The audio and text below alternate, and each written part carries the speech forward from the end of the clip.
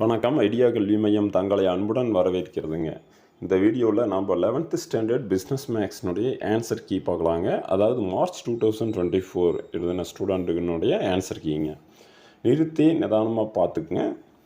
இதில் உங்களுக்கு எத்தனை 1 மார்க்கு எத்தனை 2 மார்க் கொஸ்டின்ஸ் எல்லாம் க்ரியேட்டிவ் கேட்கப்பட்டிருந்தது அப்படின்னு பார்த்தீங்கன்னா, 1 மார்க்கில் புக் பேக்லேருந்து 14 கொஸ்டினுமே க்ரியேட்டிவ் 6 கொஸ்டின் கேட்டிருந்தாங்க. அதே மாதிரி 2 மார்க்ஸ் எடுத்துட்டிங்கன்னா எக்ஸாம்பிள் சம்மிலேருந்து 6 கொஸ்டினுமே, எக்ஸசைஸ்லேருந்து 3மே, க்ரியேட்டிவில் 1 கொஸ்டின் இடம்பெற்றிருந்ததுங்க.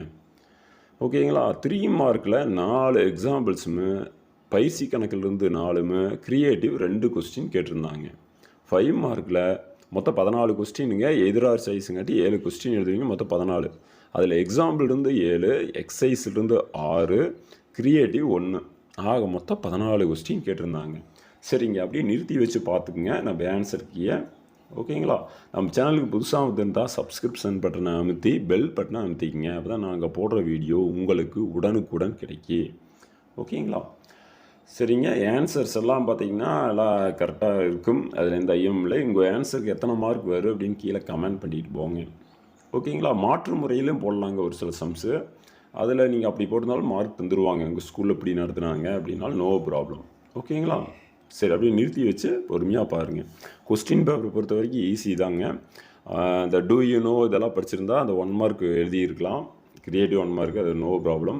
மற்றபடி அந்த க்ரியேட்டிவ் 2 மார்க் ஆகட்டும், 3 மார்க் ஆகட்டும், எல்லாம் ஈஸியாக தான் இருந்ததுங்கன்னா சொன்னாங்க ஸ்டூடெண்ட்ஸு. எங்களுக்கு ஈஸிங்க ஸ்டாஃபுங்கிற முறையில். ஸ்டூடெண்ட்ஸ் கேட்ட வரைக்கும் ஈஸி. உங்களுக்கு எப்படி இருந்தது அப்படின்னு கீழே கமெண்ட் பண்ணிட்டு போங்க, மறந்துடாதீங்க. ஓகேங்களா. உங்கள் ஃப்ரெண்ட்ஸுக்கு ஷேர் பண்ணுங்க, அவங்க பயன்படுத்துவாங்க நெக்ஸ்ட் இயருக்கு.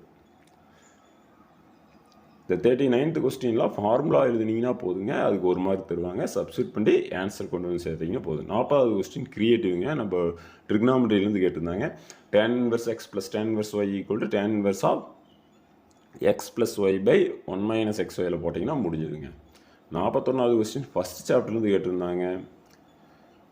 அப்புறம் பார்த்தீங்கன்னா அதுலேயே பி கொஸ்டின் பார்த்தீங்கன்னா உங்களுக்கு யூலர்ஸ் தியரத்தை யூஸ் பண்ணி நம்ம ஹோமோஜீனியஸ் டிகிரி கண்டுபிடிச்சி போடுறதுலேருந்து கொடுத்துருந்தாங்க. அது வெரிஃபிகேஷன் போடணுங்க. அது நான் கீ பாயிண்ட் மட்டும் எழுதியிருக்கிறேன். நான் டீட்டெயில் வந்து நீங்கள் உங்களுக்கு போட தெரியும்னு நினைக்கிறேன். 42வது question pair of straight line அதுலேருந்து கேட்டிருந்தாங்க.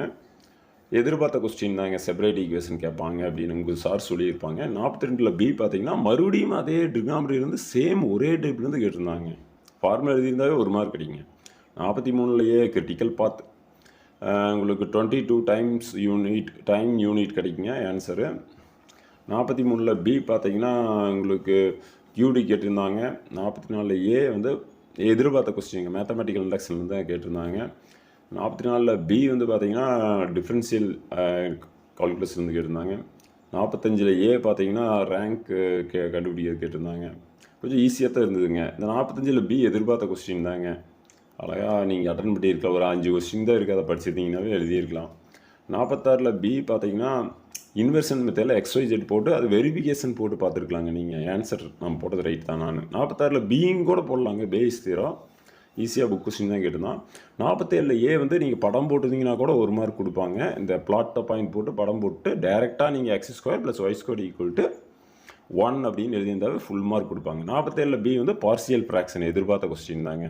சரிங்க, வீடியோ பிடிச்சினா லைக் பண்ண மறந்துடாதீங்க. உங்கள் ஃப்ரெண்ட்ஸுக்கு ஷேர் பண்ணுங்கள். மீண்டும் அடுத்த வீடியோவில் சந்திக்கலாங்க. நன்றிங்க.